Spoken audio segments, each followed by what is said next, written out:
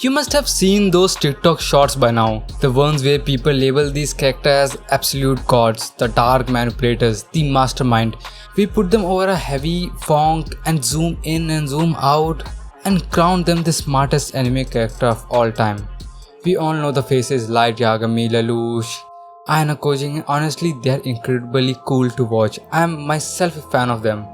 Their plans are mind-blowing. They give us the most greatest hype moment in anime history. But before we just hand them the crown, I want us to sit down and have a real discussion. What does it actually mean to be a genius? So we are going to take a deep dive and look out how these mastermind actually operates, break down the way they think and figure out what true intelligence really look like when you look past the hype. We are going to find out who is the greatest genius in anime history actually is, and the answer might completely change the way you look at intelligence. Let's get into it. So what are the characters that we are gonna talk about? So I will be putting a roster here. Before we get on to it, there are spoilers ahead for all these shows. If there's one you haven't seen and want to go in clean, I'll leave the timestamp so you can skip the characters you already know. Especially Code Geass, I highly recommend watching it fresh. First, Lelouch v Britannia, a disgraced prince armed with supernatural powers called Geass. The ability to issue an absolute irresistible command to anyone, but his true genius isn't the magic, it's the geopolitical chess, his ultimate masterpiece, the Zero Requiem. We saw him deliberately make him the most hated dictator on earth, only to orchestrate his own public assassination. He literally engineered global peace by building it on the ashes of the world-shared hatred for him. Then we have the golden standard of anime rivalry, Light Yagami and L. L is the prodigy corrupted by magical notebook called Death Note, while L is the eccentric super detective relying entirely on his naked mind. Their feats are legendary. L used a fake broadcast to narrow down a supernatural, unpredictable killer's location to a single city on day 1. And about Light, when he was concerned, he designed a plan so airtight that he voluntarily wiped his own memories. And the system he built still executed perfectly, clearing his name while he was genuinely innocent. And the next person is Kiyotaka Ayanokoji, or the mastermind himself. He is not a natural genius. He was psychologically conditioned in a government facility called White Room to be the ultimate human. His signature move is engineering an outcome while maintaining total autonomy.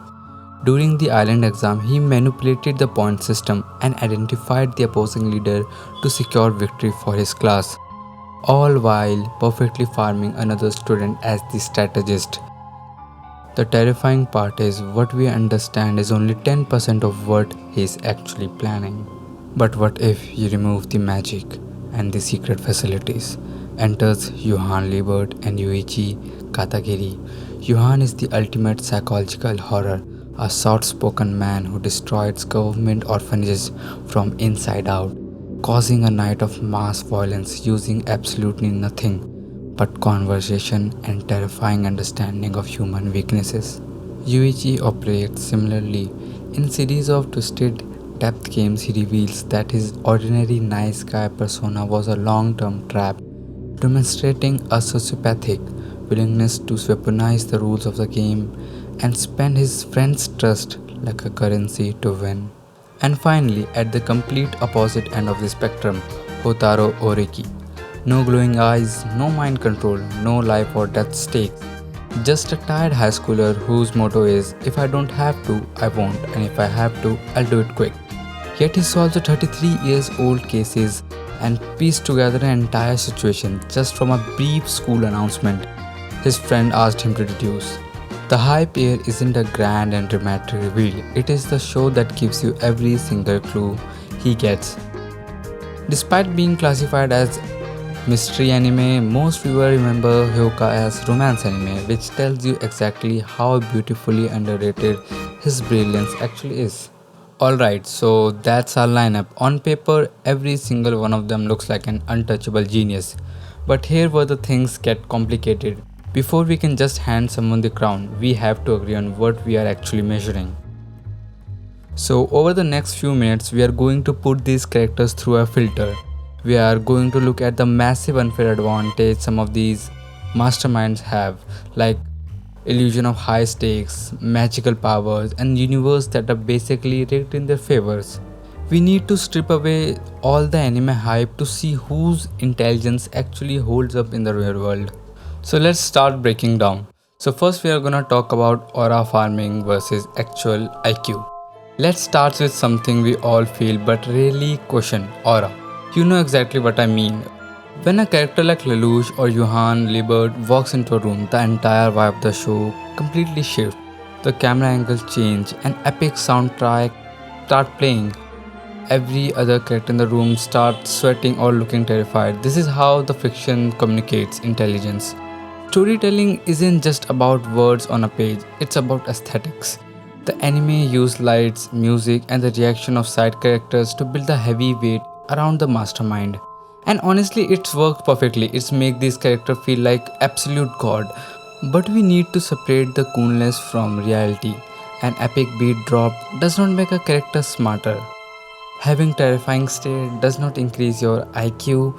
We have been conditioned to confuse characters' aura with actual raw intelligence. And the next thing that I want to tackle is high stakes versus intelligence.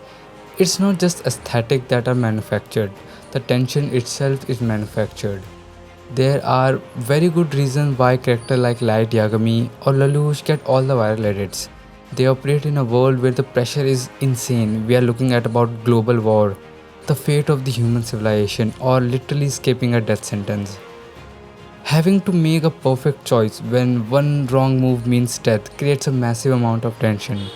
That environment makes those characters look incredibly cool to watch. Because this massive difference in stakes, is so easy to look at the dark manipulators and think they are the smarter simply because their problems are bigger. But here's the truth. High stakes does not measure intelligence. They measure drama. Actually, those massive life or death stakes distract us. We get so caught up in the nervousness of the story that we confuse the danger with actual brain power. Think about it like picking a complex mechanical lock. Imagine one guy picking that lock while underwater with 2 minutes of oxygen left, and another guy picking the exact same lock while sitting in his garage comfortably at his workbench. Now I know what are you thinking. Yes, the environment does matter. The pressure of drowning makes it a lot harder to focus, and you are absolutely right on that. But here's my point. We aren't talking about real world, we are talking about an anime script. In fictional universe, author controls pressure. Author decide if a character panics, if their hand shakes, or if they miraculously hold their breath for extra 1 minute. That underwater tension is completely manufactured. Surviving isn't true measure of raw IQ. It's often just a plot armor disguised as extreme psychological endurance. The danger make the story exciting, but the mechanism of lock itself haven't changed. It takes the exact same baseline knowledge to pick that lock, whether you are drowning, sitting, or flying. So when we judge this character, we have to separate the author's dramatic fantasy from the character's actual mental intelligence. So if we agree that vibes are manufactured and the tension is manufactured, but here where it gets structurally unfair, because some of these characters aren't just benefiting from dramatic high stakes, they are literally playing with cheat code. Take Lelouch. His biggest, most iconic victories are literally impossible without mind control.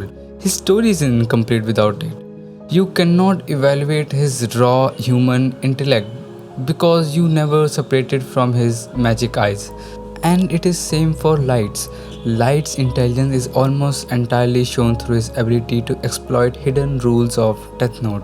Calling Light the smartest character in anime is like calling someone a chess genius when they are the only player who gets to remove any pieces from the boards at will without making legal moves.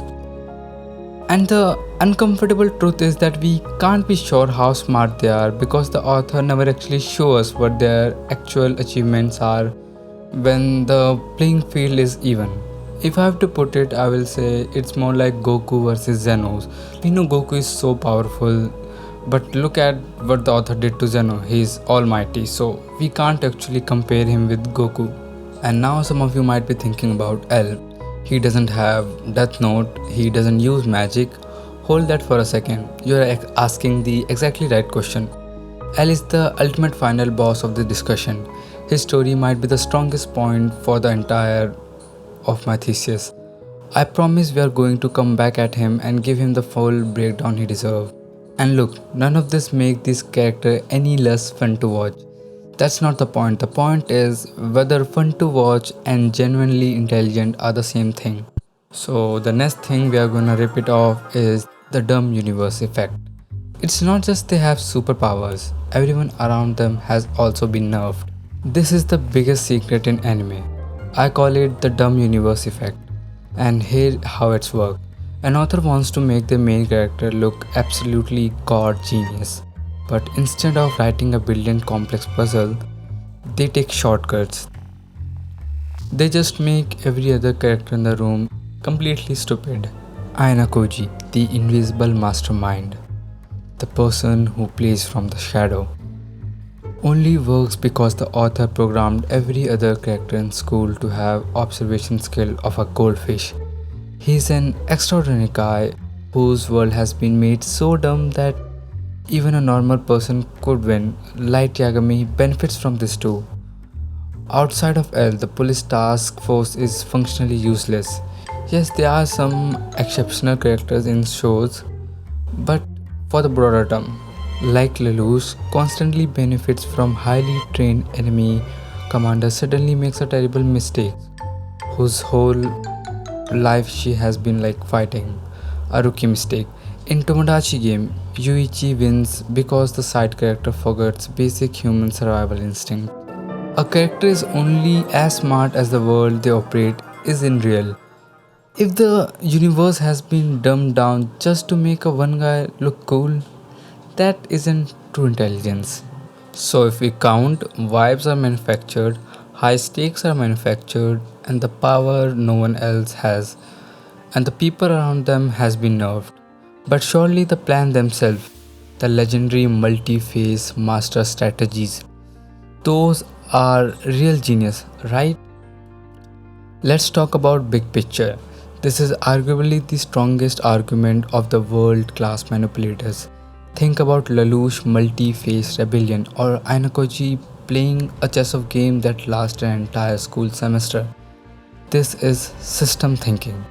It is ability to look at 100 different variables and organizing them into one giant winning strategy. It sounds incredible and this is kind of intelligence. But if we have to ask ourselves a very uncomfortable question, why do these plans always work? In fiction, long-term plans work because the author guarantees the variable. If a character needs a specific person to be at a specific door at 4:02 pm, 3 months from now, the author simply writes it. The mastermind isn't actually predicting the future, they are just following a script where they can't lose. This is the difference between controlling variables and reading them. True direction isn't about forcing the universe to move how you want it to. It's about walking into a room, seeing 100 different chaotic pieces of information that you can't control and being able to read exactly what they mean. And once you see this, you start noticing it everywhere. Most of these characters' legendary master plan depends on others people reacting in exact specific way the genius predicted them. Think about Light Yagami's famous memory wipe gambit. He literally trusted a greedy businessman, a Shinigami, the police task force, will all make the exact right procedural moves to allow him to get his memories back at the perfect second. If any of those people woke up slightly in a different mood that day, Light goes to prison. Lelouch's plan requires enemy commander to deploy their forces in precisely the formation he anticipated. Ayanokoji's schemes require his classmate to behave with an emotional consistency of a programmed NPC. In real life, if you make a plan that depends on 15 different people all behaving exactly as you predicted, you are a genius. You are just a gambler.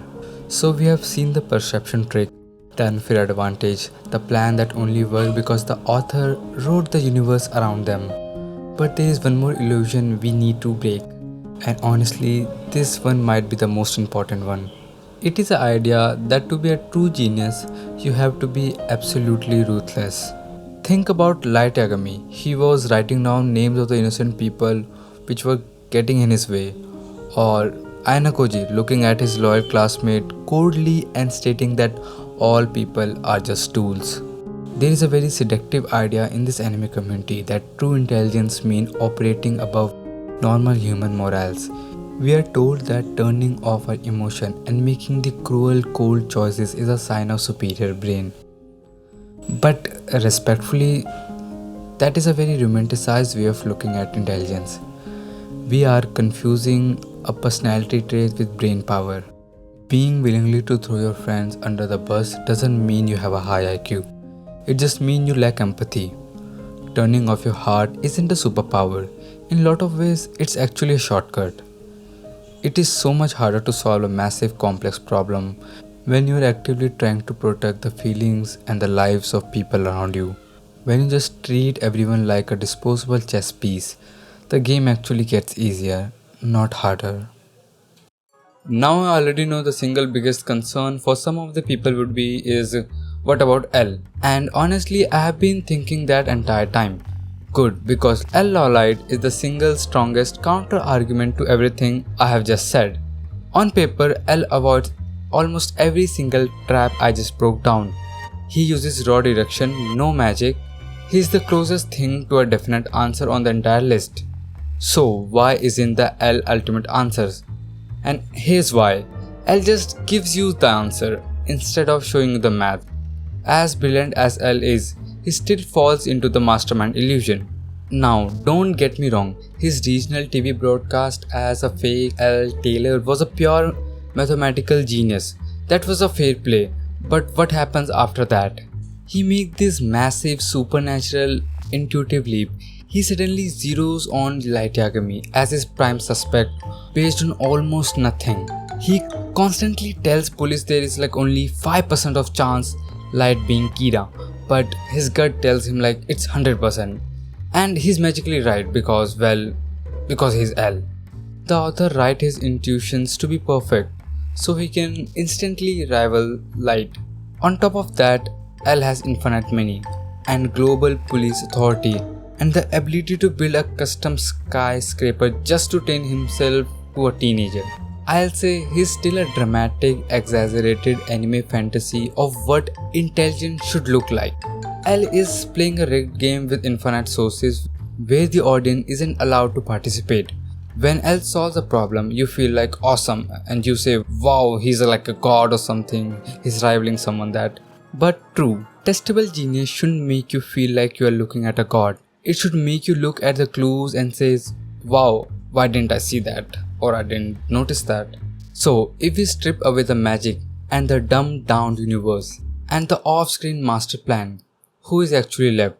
Who is the smartest character when playing field is completely even? It's a tired energy conservation high schooler named Houtarou Oreki. And let me explain why. So first, Oreki is from anime called Hyouka. Operates on absolute golden standard of mystery writing, fair play. The show gives you, the viewer, every single clue in real time. It's not like when Lelouch reveals a master plan behind the scenes, you feel like awesome, or it's not like that. Or when lights pull off an gambit and you feel the tension. But understand this, because this show trusted you enough to give you every single piece of the puzzle. You could have solved it by yourself, like every clue or every mystery is shown in a way that you could have done it. Between what you were given and what you were noticed, it's where the real genius lives. And second, Oreki is working with completely naked mind. He has no Geass, no Death Note, no secret government training facilities. He doesn't even have a photographic memory. He's a perfectly average guy, or he claims to be, whose only tool is like pure logical observation skills. This means his intelligence is real and testable. You can look at his deductions and verify if it actually makes sense. Oreki is the only character on this list who could theoretically sit across from you and explain his reasoning and have you go like, yes, that actually makes some sense. But here is where Oreki completely separates himself from the pack: emotional intelligence. He doesn't just solve logical puzzles, he solves people.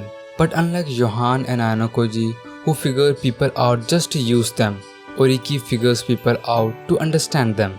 He frequently solves mystery by noticing what people don't say, the silences, the absence. The dark manipulator understands people well enough to control them. Oreki understands people well enough to empathize with them. Control is a shortcut, understanding them is a long way round. But yes, I have spent a lot of time telling you Oreki is brilliant, and honestly that would make me a hypocrite. I just spent like 20 minutes arguing and telling you, and without showing you how he actually deduces a mystery would be like failure in writing. I'm going to walk you through one of the Oreki's deductions step by step.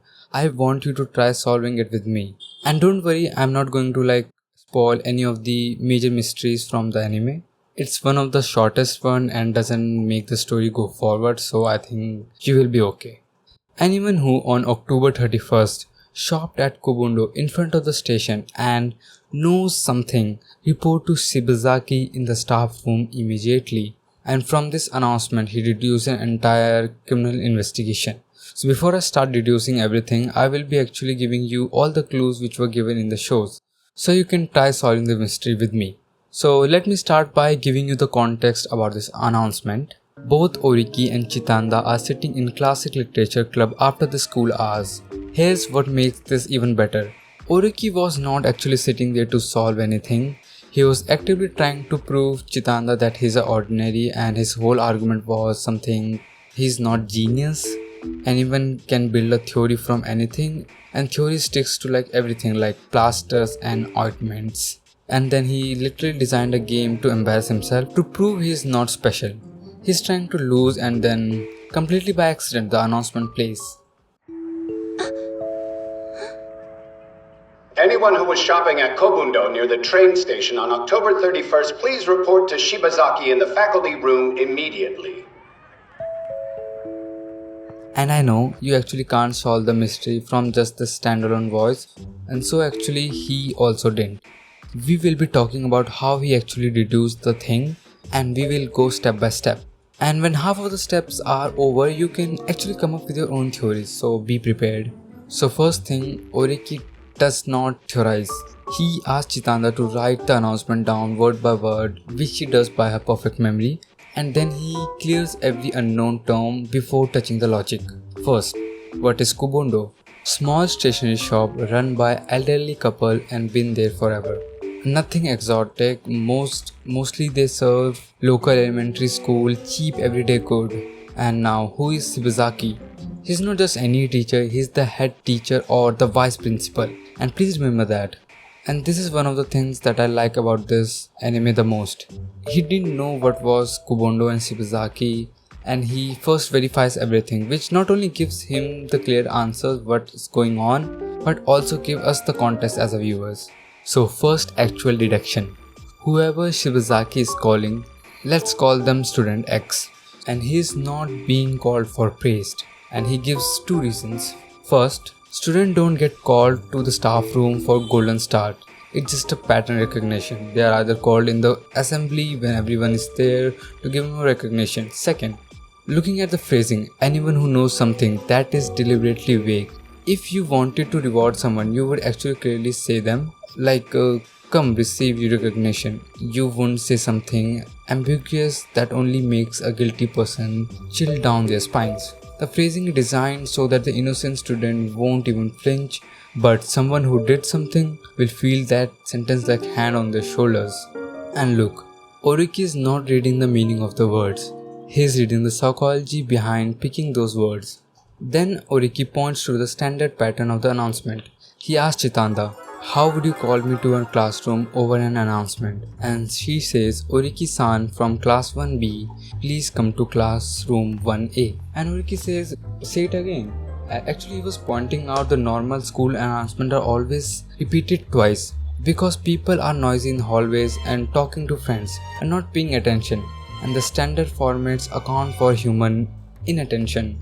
You repeat it to make sure the message gets through. This announcement was said only once and cut off immediately. Oreki didn't notice something suspicious inside the announcement. He noticed something which was missing from it. It was just different from the normal pattern. That's completely a different level of observation skill. You have to know what's normal look like before you can actually see what's broken. So the conclusion from all this is Shibazaki was in a rush. Now, he goes one layer deeper, why Shibazaki is in a rush. So we have another questions and now we are going to deduce why Shibazaki is in a rush. Think about this. The announcement was made after school. That is a terrible time to make an important announcement. By then a huge chunk of students have already gone home. If Shibazaki wanted everyone to hear this, he'd make this during a lunch break or before homeroom or before everyone goes to home when attendance is guaranteed. But he didn't. He made it after the school hours, which means he was gambling, betting that X hadn't left the building yet. And you only take that gamble when you cannot afford to wait until tomorrow. But hold on, the crime happened on October 1st. That's yesterday.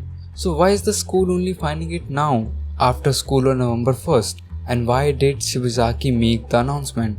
And another thing, discipline in schools such as student counseling, guiding and handling the misconduct, that is a subject of student council department. So why did the vice principal make the announcement? And we all know from our real experiences, vice principal doesn't do these type of announcements. But X was not even called in the counseling room by the student counselor. X was called by the staff room by the vice principal. This means the circumstances were serious and all information about the incident was to be kept between the administration only. So we have wrong teacher, wrong room, someone bypassed the normal system. So the possible reason that could be the student X has committed a crime, and there is a question, what crime could he have committed? So if all the directions were right above, the possible reason could be the law enforcement has been summoned here to talk to X about what went down. If a crime has committed, it must have happened on October 31st, and yet the announcement came a few minutes ago and seemed really hurried. And because the investigators didn't arrive at the school until right now, they came right now, today, late in the day, and Shibazaki immediately rushed to the intercom. Someone came from outside, from above the school's own system, and they went straight to the top. And the next question he asked, what could be the nature of the crime? And the most obvious answer is, well, let's see. Shoplifting is the obvious choice. But we already know this is a stationery store for elementary school kids. There's not much worth stealing. And then Oreki looks at the announcement again and asks, why would a guilty person ever come forward just because they were paged? If the culprit had a criminal mindset, they would think, good, they don't know me and they don't know who I am. And if the culprit felt genuine remorse, they would have already turned themselves in. And that line of thinking leads to a dead end. So Oreki switches the tactics. Let's forget about the nature of the crime for now and let's go for another angle. And he goes down a different path. Suppose X felt guilty about what he had done and maybe they decided to apologize to the owner of Kobondo in writing. Oreki checks his watch. It's November 1st and October 31st was yesterday. He looks at the announcement again and he asks a question so simple that sounds almost stupid. Why didn't Shibazaki says yesterday? Think about it, if something happened yesterday and you need to announce it, you would naturally say yesterday. That's how normal human talks. Anyone who yesterday went to Kobondo, that should be the natural phrasing. But Shibazaki said October 31st, a specific calendar date. That's not how someone talks from a memory, that's how someone talks from a document. So we can say he was reading from something written by someone else. Shibazaki was holding a letter when he walked to the microphone and he read it directly and the phrasing that sounds slightly off, October 31st instead of yesterday. And furthermore, why would the police know X was involved in a crime but have no idea what X looked like? Why would they assume X would come forward just because they were paged? Why would they think X felt guilt or remorse for the crime? All of this question pointing to one thing. It has to be X who sent an apology letter to Kubundo. Something like, "I'm sorry, on October 31st, I was at your store and did something wrong. I intend to pay for the damage and I will make it right. And please accept my sincere apology." Kubundo reported to an investigator, and the investigator came to the school with the letter, and Shibazaki, panicking, reads X's own word back to the intercom. But even this theory has some holes, which Chitanda pointed out. If student X wrote an apology letter, they wrote it because they didn't want criminal charges. They wouldn't have specified that they go to Kami High School. So how did the law enforcement know where to come? The possible reason: when law enforcement asked Kubundo store owner for a description for the culprit, the owner might have described what X was wearing, and the police put together that it was a uniform from Kamiyami High. But Chitanda pushes back again. For the store owner to remember that kind of detail, X would have to do something that made him stand out while shopping at Kubundo. Now Oreki has to figure out what X actually did. So X behaved oddly, we know that, oddly enough to attract attention, but that alone isn't necessarily illegal. X then committed a crime, the nature of which is such that without an apology letter, no one would have known right away. X was consumed with regret, and the crime was serious enough that it wanted contacting the law enforcement immediately. So whatever X did yesterday wasn't something petty as shoplifting. Then Oreki tries to visualize everything in his head. A high school student walks into Kubundo, a tiny shop that mostly sells things of elementary school kids, cheap items. There's nothing worth shoplifting. And then he pays with a 10,000 yen counterfeit note. This is where the scene does something most anime would never do. It has someone actually challenge Oreki theory and hard. No way. What is it? Our friend X tried to pay with a counterfeit 10,000 yen bill. But that can't be true! It's just way too far-fetched! I don't think it's realistic! It defies any sort of logic! It's a terrible theory! It's completely catastrophic! Chitanda, who has been following along, nodding and getting increasingly impressed, completely lost. She stands up from her seat. She points at the flaws in his logic, and the flaws are real. Now the reason Oreki even landed on the counterfeit note is because counterfeiting was all over the news. Remember the billboard clip I showed you earlier that Oreki reads from? Her argument: X could not possibly have gotten hold of the counterfeit bill, and even if they had, they wouldn't have realized it was a fake and handed over to the police. Oreki pushes back. What makes you think that? So Chitanda asks an obvious question. Where would you even get a counterfeit note? Oreki answers, probably from an ATM. But counterfeit bills good enough to slip through ATMs are not very common. And even if that somehow happened, a bill convincing enough to fool an ATM would be convincing enough to fool X. So X wouldn't have known it was a fake in the first place. So there aren't many ways X could have actually acquired a counterfeit notes innocently. So what if he got it from his parent? Then he could have just told it was a fake. What if he earned it from a part-time job? Same thing, he could have reported it to the employer. What if he found it on the ground? But someone who found a counterfeit bill and only tried to pass it off as a real doesn't seem like the kind of a person who would write an apology letter. So Oreki says X probably noticed it at the last minute and felt guilt as they were trying to pay it with. But the main question remains, how did X actually get the bill? And with all the possibilities we just enumerated, it points to only one thing that could have happened. The reason X felt guilty even while committing to the crime is that it was real own hard-earned money. Even if it was a fake, Oreki concluded that X got the bill from someone else, thinking it was a legitimate currency, and if it wasn't from wages or allowance, and the only other possibility is that someone gave it to X when they repaid a loan. Let's call that person a Y, and maybe Y, who borrowed the money from X, had a seniority over X, a senpai, complicating things. So X didn't feel like they could object when Y paid them back with a suspicious looking note. And this also answers why X stood out at the store. Think about it, Kobundo is an elementary school, stationery shop, everything there is cheap. A high schooler walking in and paying with a 10,000 yen note would absolutely make the store owner take a notice. So now the question moves up. Where did the Y get the fake bill? Maybe someone above them. And where did that person get it? If you follow the chain upward, we eventually reach to the source, the counterfeiter themselves. The police got involved at Kami-High not to arrest X, but to trace the chain. They wanted to find out where the counterfeit bills are originating. Basically, they are climbing up the ladders so they can find the counterfeiters themselves. So we can fairly say X was used unknowingly by someone above them. X wasn't the criminal, X was the victim of the criminal. He took a bill from a senpai or someone above and spent it on a good faith at a small shop run by an elderly couple, and when he found it out it was a fake, he was devastated. Not because he got caught, because he hurt someone. That's why he wrote an apology letter.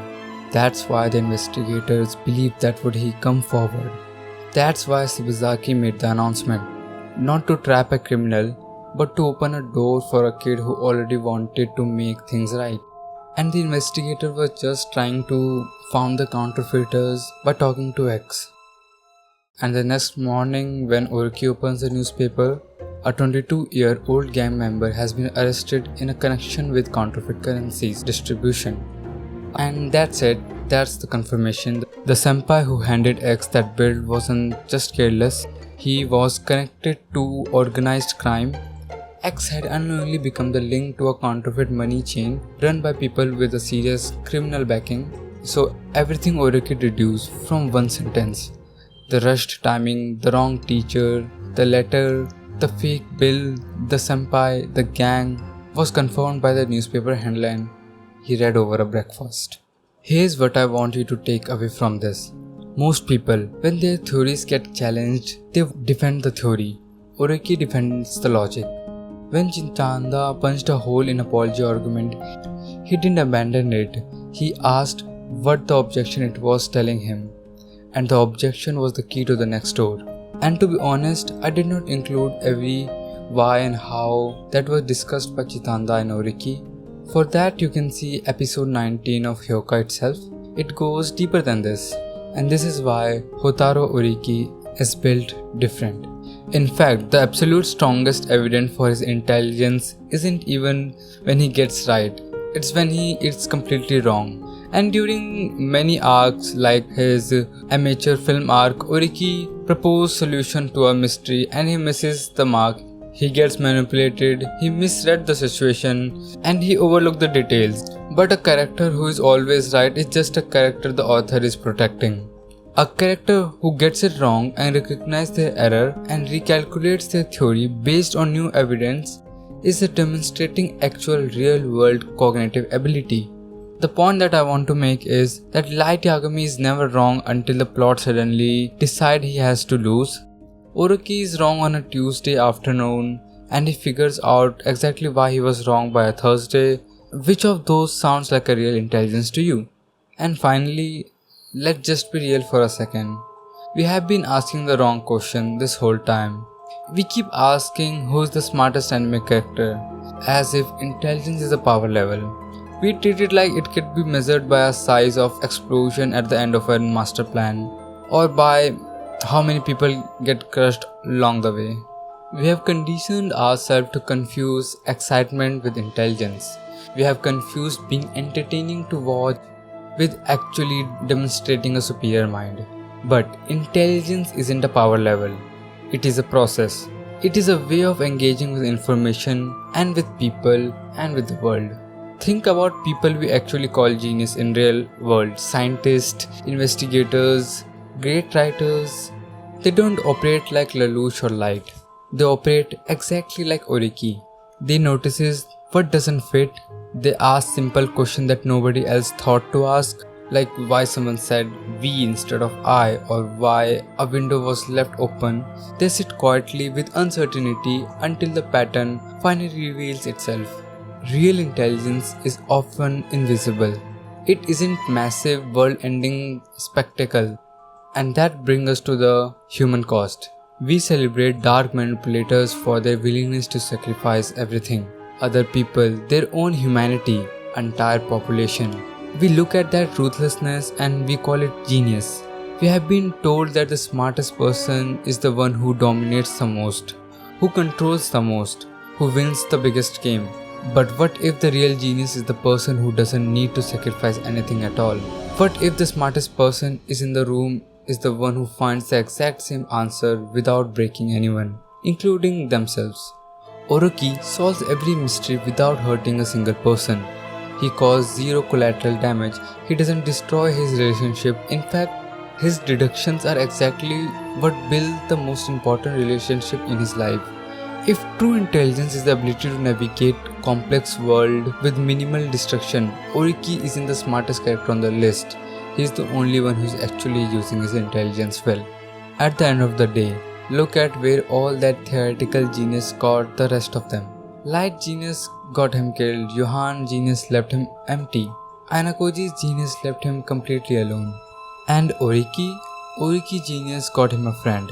A really curious, kind, persistent friend who dragged him out of his grey little world and showed him that paying attention to the people around you is never a waste of energy. If that isn't the smartest outcome on the list, I don't know what it is then. The reason I am putting Houtarou Oreki on this pedestal isn't because a character like Lawliet or Lelouch are completely incapable of being smart.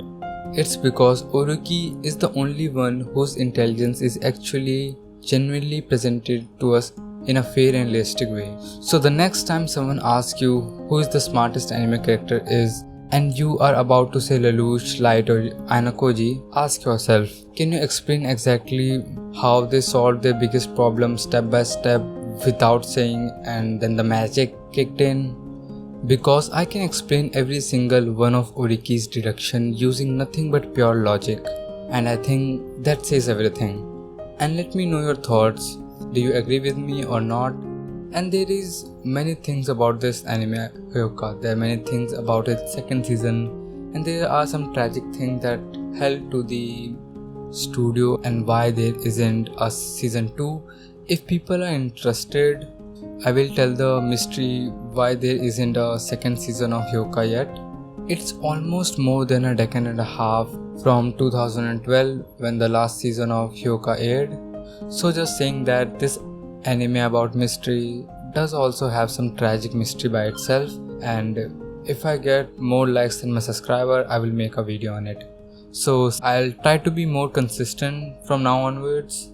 So show your appreciation by a subscribe or a like. I highly appreciate of that. Thank you. Sayonara.